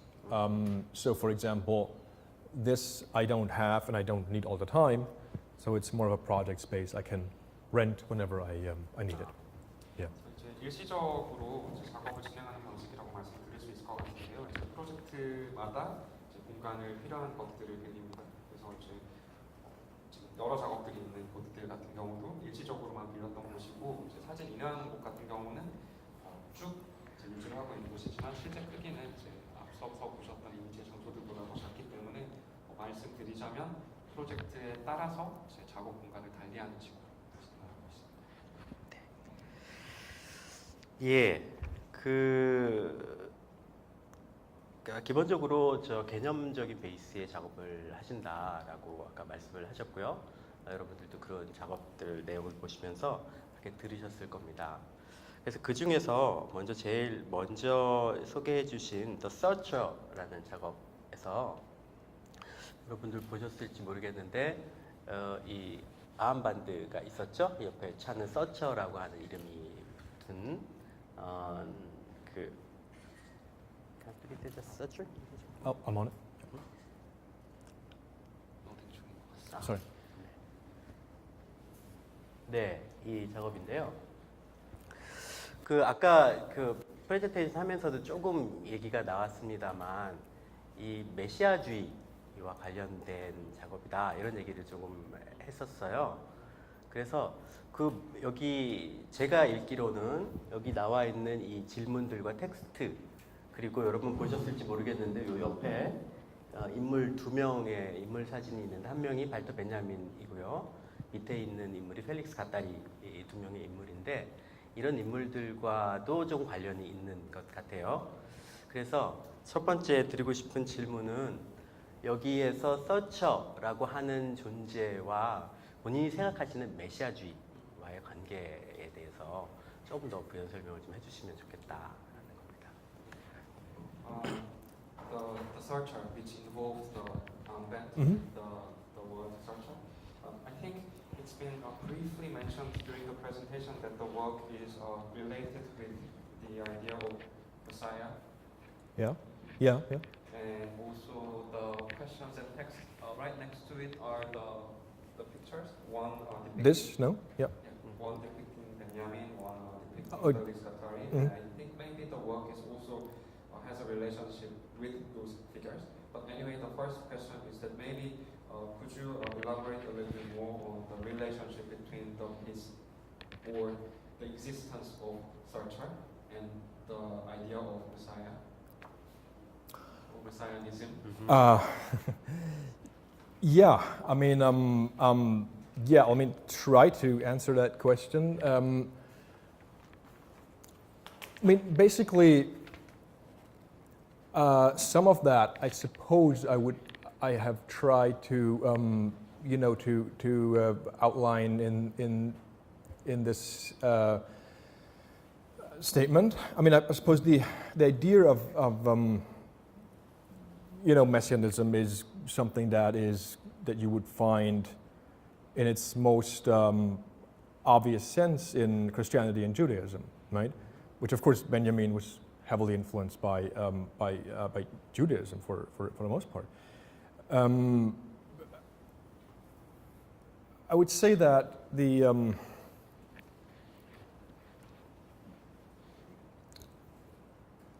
I don't regard myself as a scholar of religion, so to speak, so I'm not an expert in terms of messianism, I should say that. But from what I said, I think maybe it becomes somewhat obvious that this figure or this imaginary figure or this concept of you know, the Messiah and of redemption, so to speak, or let's say forgiveness, is interesting to me in that it kind of tries to subvert this notion of temporality, as I was saying in the beginning of the talk, that there is in a way no escape from. But then again, you know, the figure of the Messiah in a way tells us that there is. So there's a tension there in a way. So that's, I suppose, I wouldn't say that the work is about it, but it certainly is in the background. Yeah. 질문 주신 내용에 좀 답을 해보려고 시도를 해보겠는데요. 이제 메시아주의라는 것이 가장 명확하게 드러나는 것이 실은 기독교, 유대주의, 유대교 같은 것들이고 베냐민 같은 경우에 아마 유대주의에 큰 영향을 받은 것으로 알고 있습니다. 제가 메시아주의의 전문가는 아니지만 이제 메시아라는 구원자라는 존재 혹은 그런 상상의 존재 혹은 메시아라는 개념, 구원, 용서 혹은 이런 개념들이 흥미로운 점은 실은 이런 개념들이 시도하는 것이 바로 제가 앞서서 말씀드렸다시피 탈출구라는 것이 존재하지 않는 시간성을 뒤집으려는 시도이기 때문입니다. 메시아라는 존재가 이 탈출구가 없는 시간에서 탈출구가 있다라고 얘기를 하는데 거기에 바로 어떤 긴장이 존재하기 때문입니다. 네, 그러니까 지금 말씀하신 내용이 아마 여러분들 아까 보셨겠지만 여러 작업들에서, 그러니까 맨 처음에 프레젠테이션 할 때 말씀하셨던 그 우주론, 우주의 그림 가지고 되돌릴 수 있는 것과 되돌릴 수 없는 것, 그 두 가지 구분을 얘기를 하셨어요. 리버서블하고 일리버서블에 대해서. 그 중에서 이제 우리 작가님은 기본적으로 되돌릴 수 없는 것을 다시 되돌리려고 하는 어떤 시도들, 사실 어떻게 보면 이것이 메시아주의와도 통하는 어떤 맥락이라고 생각이 드는데, 그런 시도들을 읽을 수 있는 작업 속에서 여러 요소들이 있다고 생각이 들어요.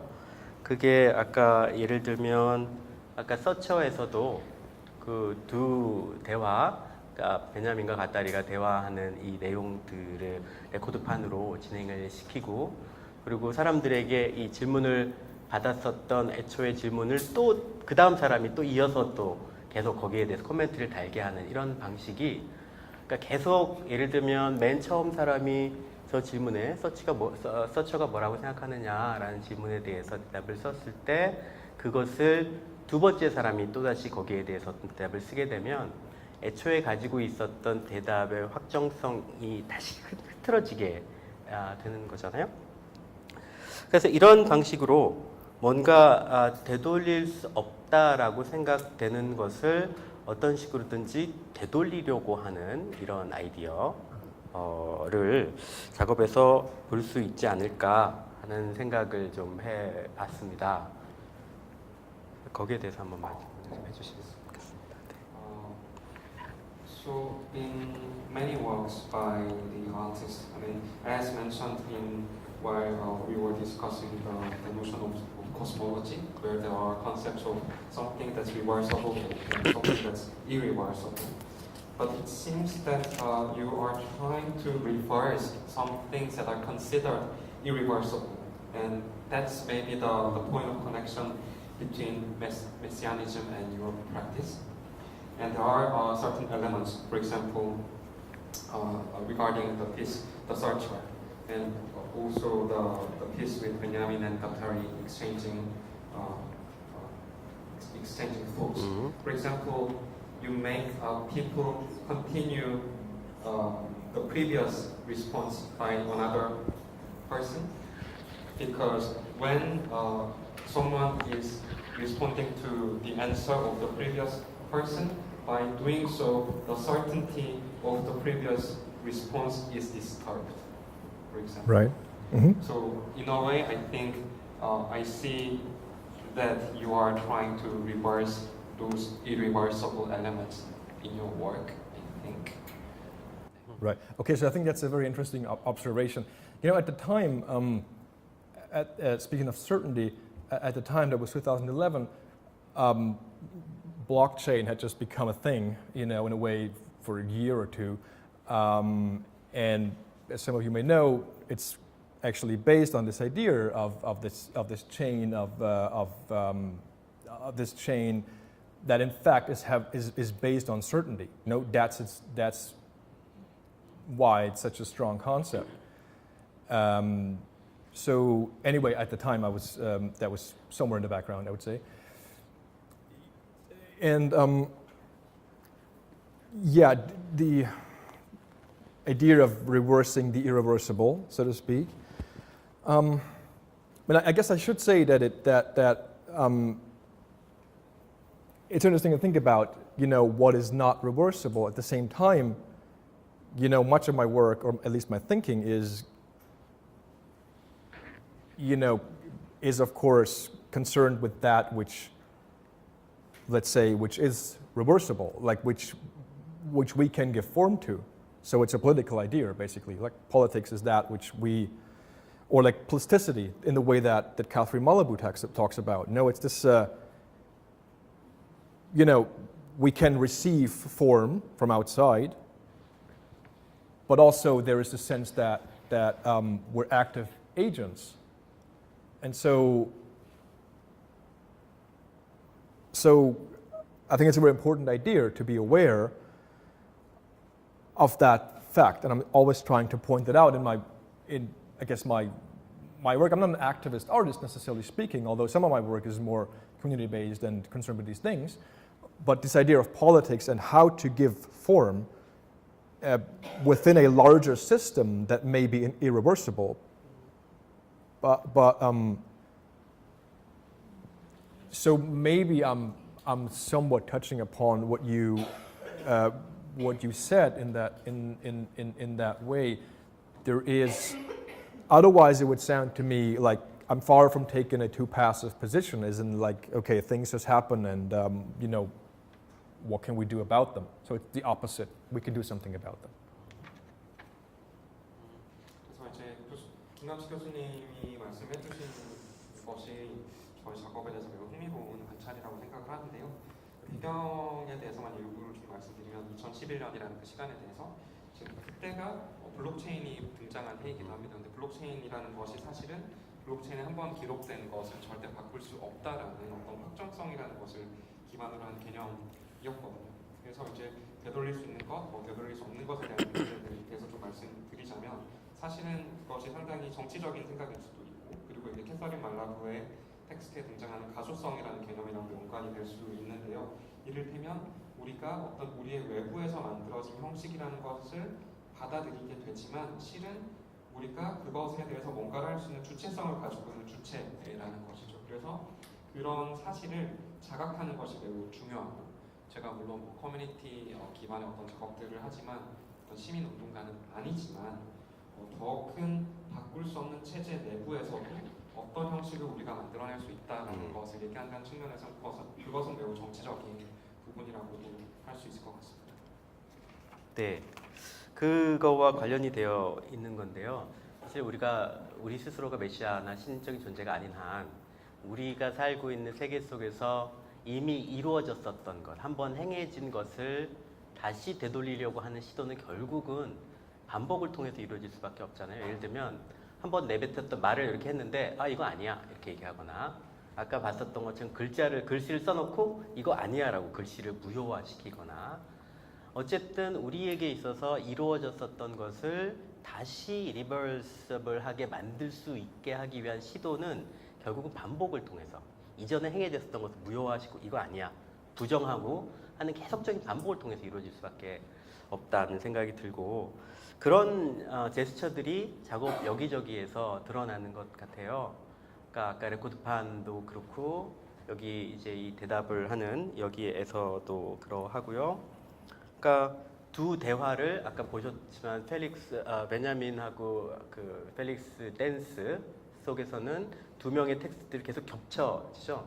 앞에서 했었던 사람의 말을 그 다음 사람의 말이 무효화시키는 거죠. 그리고 그것이 또다시 무효화되는.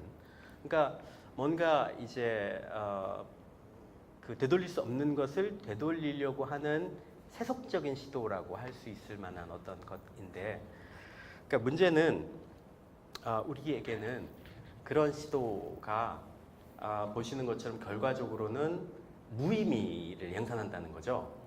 그렇죠? 누군가가 했었던 말을 무효화시키고 혹은 누군가가 했었던 말을 다른 사람의 어떤 말로 덮쳐서 겹침, 이게 슈퍼임포징이라고 하죠. überlagerung이라고 이런 일이 일어났었을 때는 우리한테는 그건 무의미하게 보일 수밖에 없게 된다.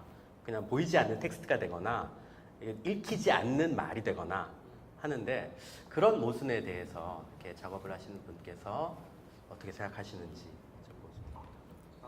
In relation to what's been said by you, I mean, since we are not messiahs or nor gods, we cannot undo what's been done. So in the end, to reverse something, it has to involve repetition. For example, when we write something and we want to nullify it, we have to repeat it to say that it's written in a wrong way, or we have to deny it. So I think there are certain traces of such gesture here and there in your work. For example, the two vinyls playing the conversation, that the texts are superimposed and overlapped. So what's being said now cancels out what's being said before. So it seems like your practice is kind of a worldly attempt to reverse the irreversible. But the possible problem is that to the eyes of the people, when something is superimposed and overlapped, it connects to the reading that the text becomes invisible or text becomes unreadable, which might be deemed as somewhat meaningless to some people. So that's an irony, I think. So maybe it would be good to hear from you about what you think about this possible irony of being seen as something that's unintelligible, meaningless.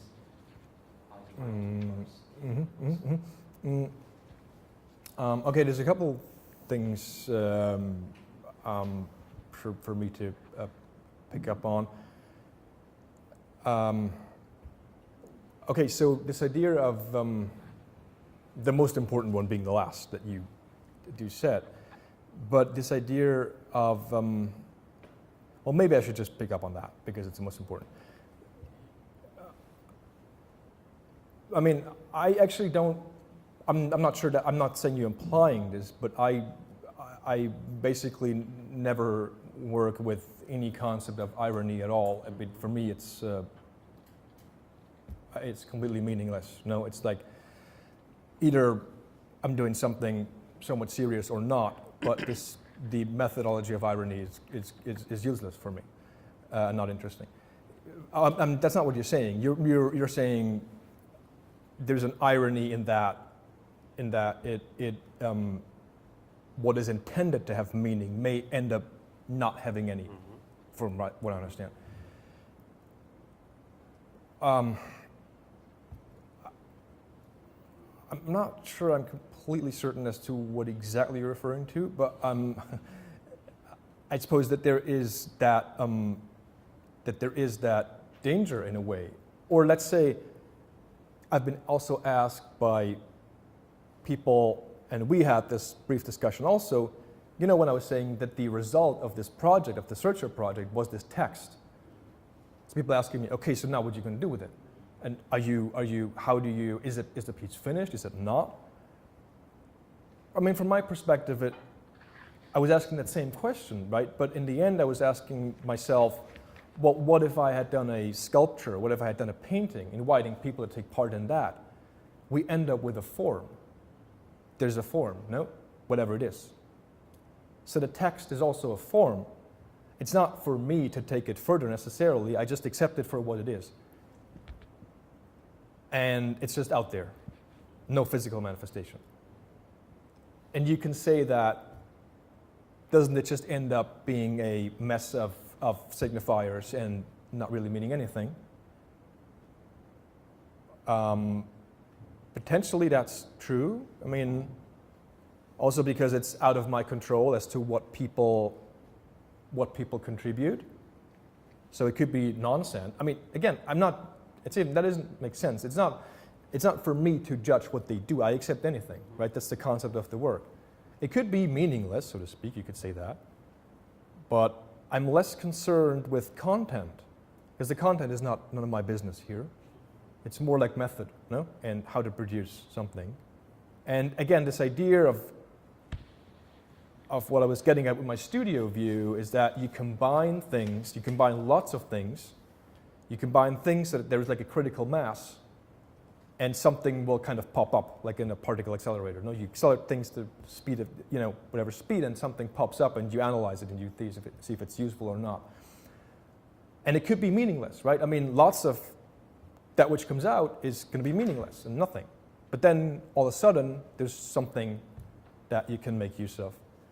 So I'm not sure if I'm answering your question, but I would say I'm going to have to work with meaningless also, specifically if I work with something that the production process of which is out of my control. It's not ironic. I will say that.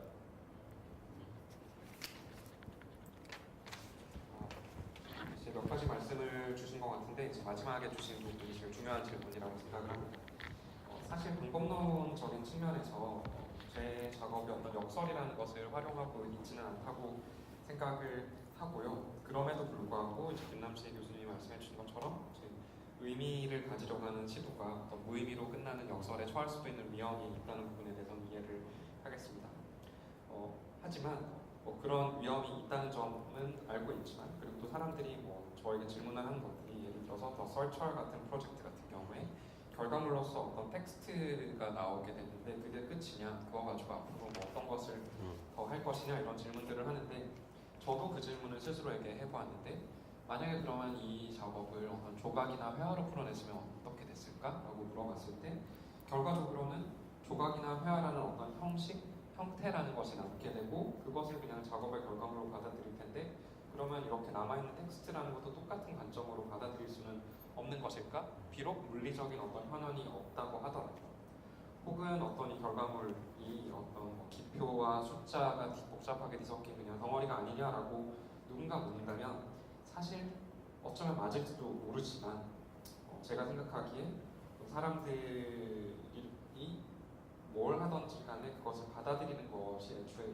의도였고, 어떤 그것의 내용이 어떻게 쓰여지는지보다는 그 방법론에 집중을 하려고 했기 때문에 그것은 관계가 없다고도 저는 생각을 합니다.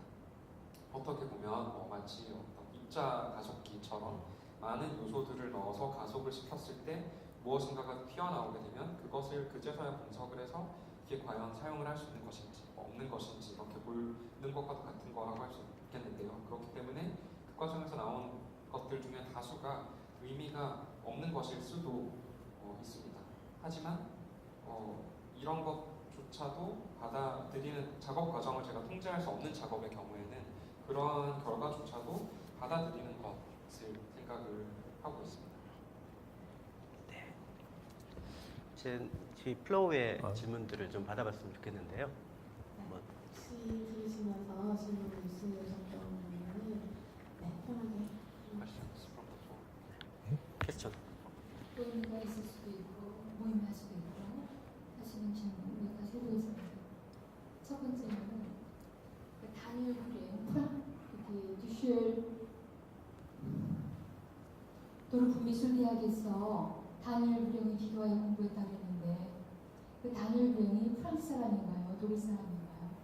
하고 프랑스 사람이었다면 내가 알고 있는 프랑스 사람 단일 불행이라면 어떤 영향을 받아요? 그리고 두 번째 질문. 그 한국 지금 창동에서 연구 중인 그 장미파도에 대한 비전이 기대가 되는데요. 광리에서 혹시 그 루이스 캐롤 거울나라의 알리스라는 작품을 한번 읽어보신 적 있는지 지금 생각난다면 어떤 기억으로 거울나라의 알리스가 예술가에서 많이 있는지 그것이 궁금하고 세 번째는 반복적인 것이 될 수도 있겠지만 종교, 특별한 종교가 있는지 종교가 없다면 종교를 어떻게 이해하고 있는지 세 가지 질문을 하겠습니다. 박점수 의원입니다. The three questions are: the first is that you studied at the Düsseldorf Kunstakademie under Daniel Buren. He is French, no? Yeah. French. So, if I may ask, what would be the influence from Buren to your practice? Is the first question. Yeah, you wouldn't see, I suppose, that much of an aesthetic overlap, which I think is a good thing in my more recent work and Buren's.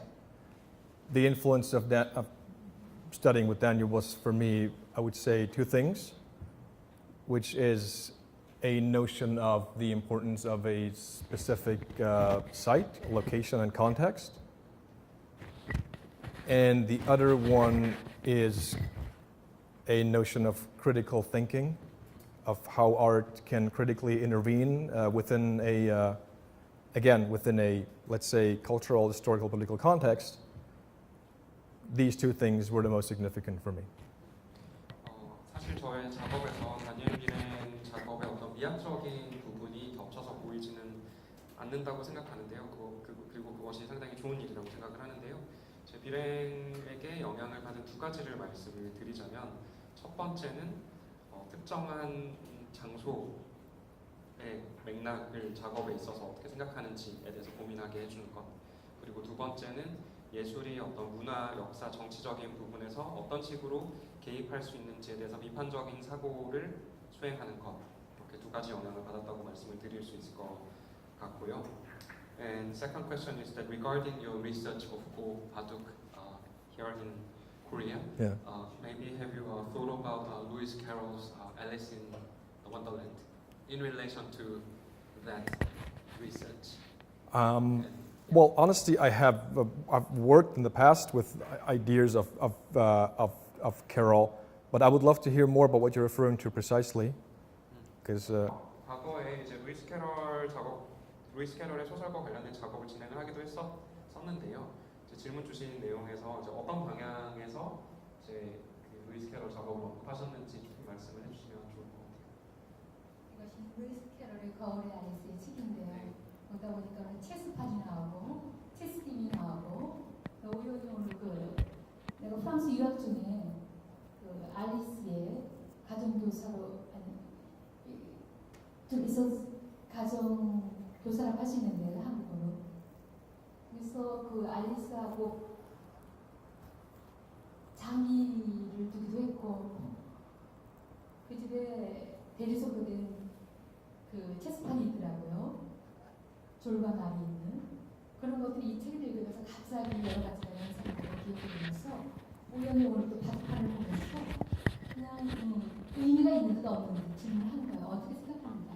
지금 기억한다면 가끔 기억한다면 그것이 가끔 기억이 떠오르는지 오늘의 지금 비전 장기판하고 관계에서 비전이나 작업을 할 때 관계가 지어질 것인지 안 지어질 것인지 의미한 듯 무의미한 듯 질문하는 저도 체스란 레퍼런스랑 이제 바둑이라는 거에 관해서 어떻게 생각하는지 질문을 드리도록 할 텐데요.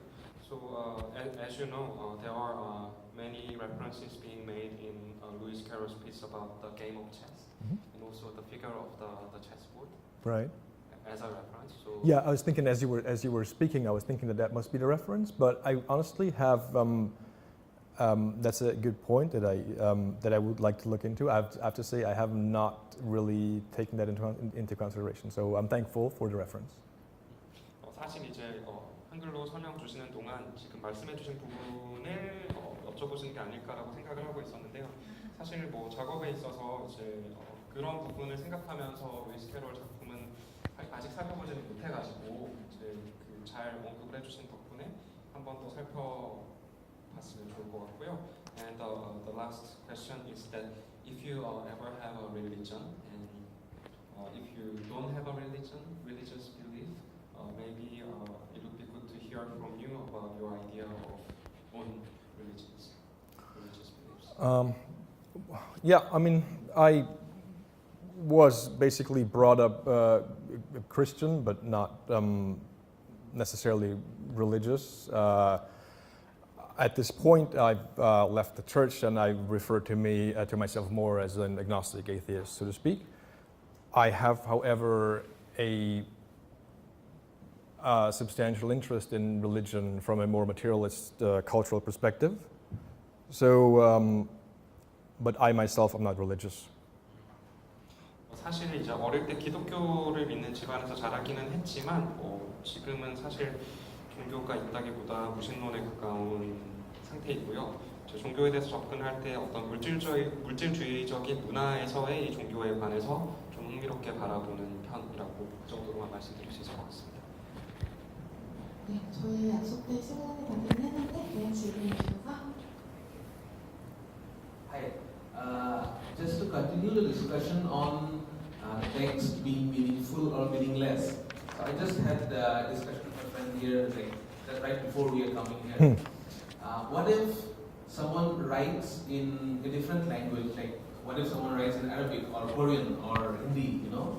How would you use? Because you also mentioned of text as a form, something which you don't understand. Let's say, someone writes in a language in Arabic or Korean.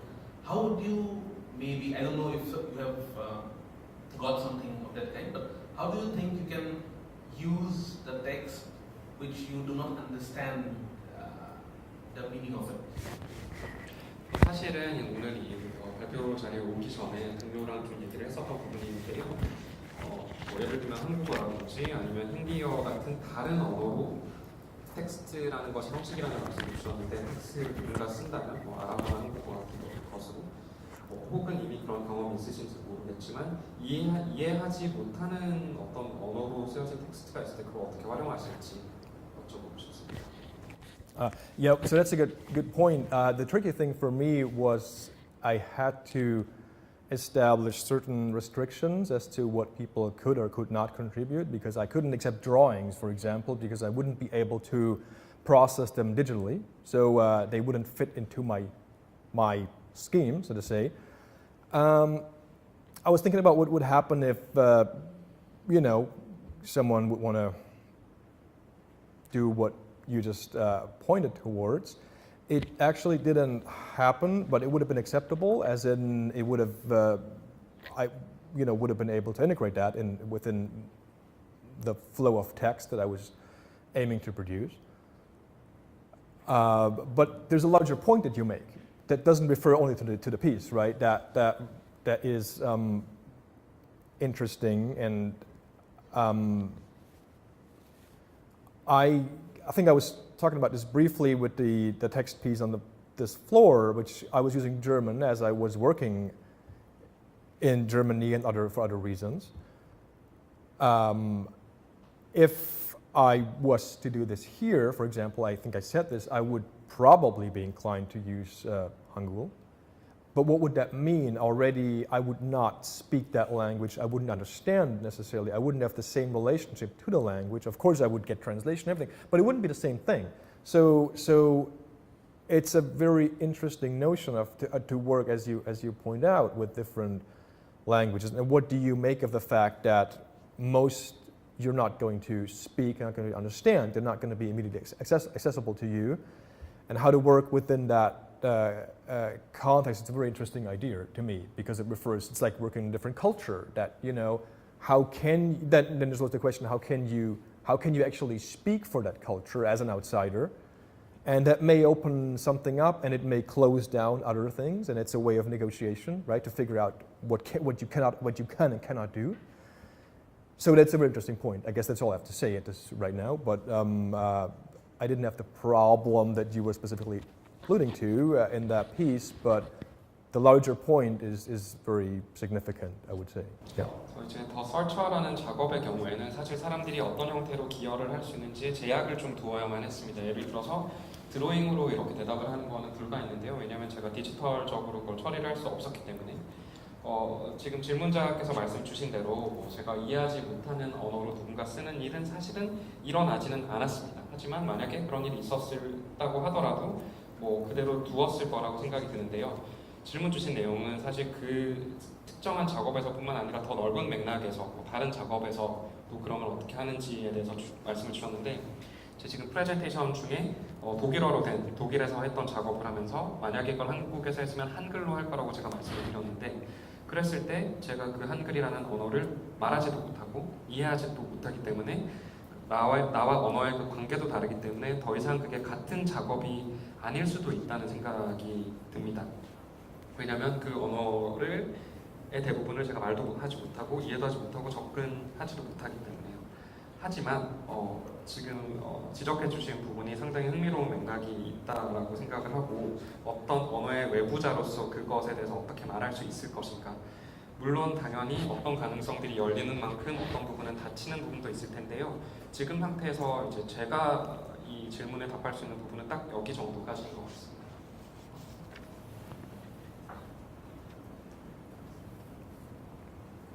열띤 토론이 되고 있는데 저도 준비한 발표가 있어서 여기서 정리를 해야 될 것 같습니다. 발표해 주신 It's good, special right.